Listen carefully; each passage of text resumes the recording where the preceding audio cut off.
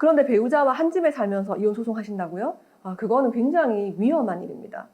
아내분이 사용하는 노트북을 남편이 이제 공용 비밀번호, 패턴을 알고 있다는 점을 이용해서 풀어버리신 거예요. 소송 자료들 도난당하는 그런 일들이 생기신 거예요. 만약에 미성년 자녀를 본인이 키우고 싶다라고 한다면 자녀의 단독 양육을 확보하는 것이 굉장히 중요합니다. 내가 혼인 공동재산의 절반 이상을 갖고 있다. 이런 경우에는 상대방 배우자가 나에게 재산 분할 청구를 해올 가능성이 굉장히 높아요.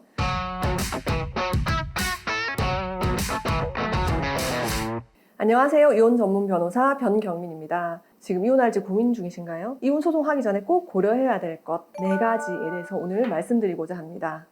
먼저 협의 이혼이 아니라 이혼 소송을 생각하신다고 한다면은 그 기간이 1년 이상 걸린다라는 것을 염두에 두셔야 되거든요. 그런데 배우자와 한 집에 살면서 이혼 소송 하신다고요? 그거는 굉장히 위험한 일입니다. 이혼 소장과 답변서, 준비 서면 이런 것들 보다 보면은 있던 정도 다 떨어지거든요. 인신공격적인 부분들, 그리고 조금 과장되게 표현되는 부분들도 있기 때문에 굉장히 감정적으로 치달아 오르는 경우들이 많아요. 그래서 만약에 한 집에 살면서 이혼 소송을 하시게 된다라고 하면은 그 과정에서 언쟁이나 가정폭력 등 돌발적인 상황이 펼쳐질 가능성이 굉장히 높습니다. 그렇기 때문에 거처를 따로 마련하셔서 별거를 하시는 것이 좋습니다. 혹은 내가 자녀들과 이 집에 살기로 거치를 정하고 배우자분이 이제 나가 살 것을 합의를 해보시는 것이 좋겠어요. 이혼 소송을 하시는 분들의 99%는 별걸 하시거든요. 하루는 저희 의뢰인이 나는 이 집을 못 나가겠다는 거예요. 왜냐하면은 이 집이 자기 명의이기 때문에 나는 이 집에서 나갈 수 없다. 근데 아내분이 뜻하지 않게 남편에게 소송 전략을 다 알려준 거랑 다름없는 그런 상황이 됐어요. 아내분이 사용하는 노트북을 남편이 이제 공용 비밀번호, 패턴을 알고 있다는 점을 이용해서 풀어버리신 거예요. 소송 자료들 도난당하는 그런 일들이 생기신 거예요. 근데 그에 대한 입증이 묘연한 그런 상황이 되었던 거죠. 최근에 그런 케이스를 많이 봐요. 아내분이 자신의 유책을 덮기 위해서, 이를테면은 바람을 피웠는데 그걸 덮기 위해서 남편으로 하여금 일부러 막 화가 나게 화를 돋워서 부추겨서 그 남편으로부터 폭력을 유발하는, 그래서 가정폭력으로 아동학대로 형사고소를 해버리는 거예요. 그러면은 자신의 유책은 덮이고 배우자분의 유책은 수사기관에서 수사해가지고 혐의를 인정해줘 버리니까 그걸 가정법원에서 이혼소송 유리하게 쓰기 위한 어떤 목적으로 만들어가는, 그래서 이혼소송 중에 동거를 하다 보면은 이러한 돌발적인 형사 문제까지 연루될 수 있기 때문에 한 집에 사는 것보다는 별거를 하는 것을 추천드립니다. 이혼 소송 중 고려해야 될 사항 2번째. 미성년 자녀가 있는 경우에 자녀의 거취 문제입니다.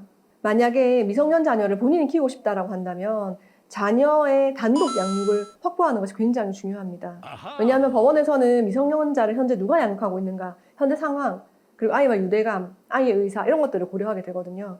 그런데 만약에 내가 아니라 상대방 배우자가 자녀를 양육하는 상황이라고 한다면은 그러한 현 상태의 법적 안정성을 존중하려고 할 겁니다. 그 아이의 의사가 실제로는 엄마랑 살기를 내심 원하지만 형식적으로 아빠가 야, 너 아빠랑 살고 싶다고 말해, 이렇게 주입을 해버리게 되면은 아이는 현재 나를 키워주는 사람에 대한 충성 맹세를 하는 경향이 있기 때문에 그러한 충성 갈등에서 오는 왜곡된 양육에 대한 본인의 의사를 피력하게 될 수 있기 때문이에요.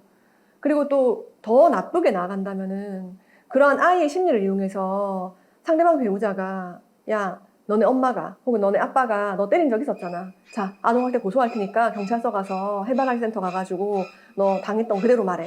그래서 좀 아동학대를 굉장히 과장해서 고소를 하게 되는 그런 경우들도 발생한다는 거죠.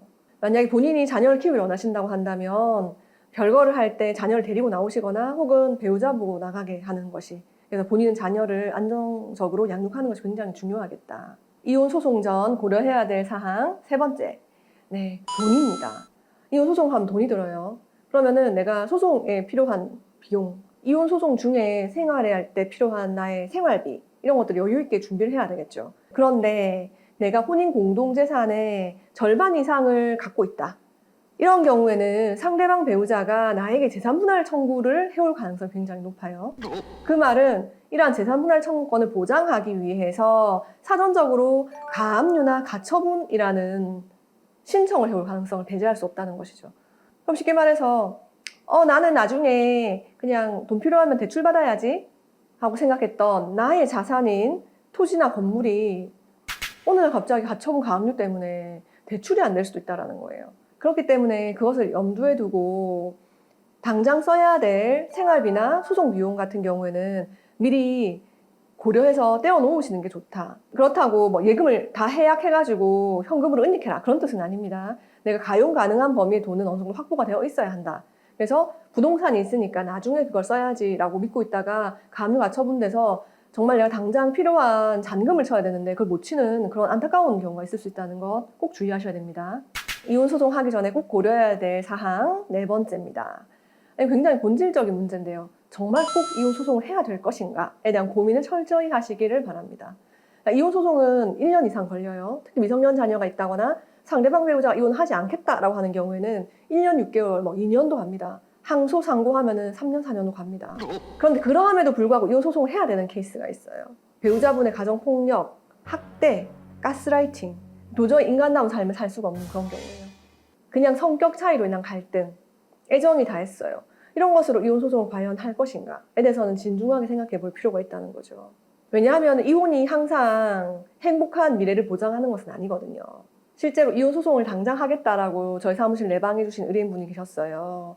내방자분은 본인이 혼자서 돈도 벌고 자녀에 대한 육아도 해야 돼서 너무 지친다라고 말을 했어요. 그래서 남편은 뭐 가사노 육아 도와주지도 않고 끊임없이 자신에게 요구만 한다. 이렇게 나는 힘들고 지쳤는데 부부관계를 요구한다. 이렇게 말씀하시는 거예요. 그래서 제가 그럼 우리 조금만 관점을 바꿔볼까요? 라고 말씀드렸거든요. 그럼 배우자분은 어떻게 이 결혼 생활을 생각할까요? 배우자분이 오로지 자녀의 교육과 육아에만 몰두해 있고 자신에게 뭔가 애정을 주진 않는다. 그럼 난 돈 벌어다 주는 기계인가? 나는 그냥 하숙생인가? 이렇게 외로움을 느끼지 않을까요? 라고 말씀드렸거든요. 그랬더니 그분이 우리 남편 똑같은 말을 한 적이 있어요. 이렇게 말을 하는 거예요. 아내분의 얘기를 들으면 남편분은 유책성 있는 것처럼 보이지만 남편분의 관점에서 생각하면은 이건 극복할 수 있는 일이거든요. 성격 차이로 인한 갈등의 경우는 이혼과 결혼이 정말 한 끗 차이거든요. 전문가 상담 받다 보면은 나의 관점에서만 이해하던 이 상황들이 상대방 배우자 관점에서 한 번 더 생각하게 되거든요. 아하. 그런 다음에 이혼 소송을 해도 늦지 않다. 법원이 이혼 숙려 기간을 두는 데는 다 이유가 있습니다. 그 이혼 숙려 기간 동안 정말 이 결혼 관계를 유지하기 힘든지 진지하게 생각해보는 기회를 가지시길 권유드립니다.